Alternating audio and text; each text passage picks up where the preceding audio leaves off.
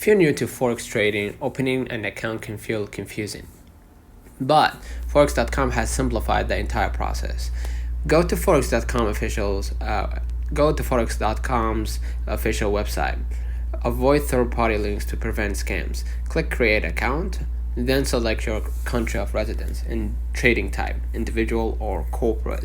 Fill out your personal details exactly as they appear on your government ID. Mismatches can delay verification. Choose your account type, standard commission, or STP Pro depending on your trading goals. Verify your identity and address. Upload your national or passport and a recent utility bill or bank statement.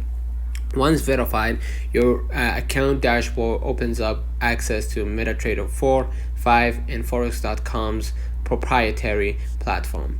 Pro tip: before funding your account, start with a demo mode to test strategies risk-free.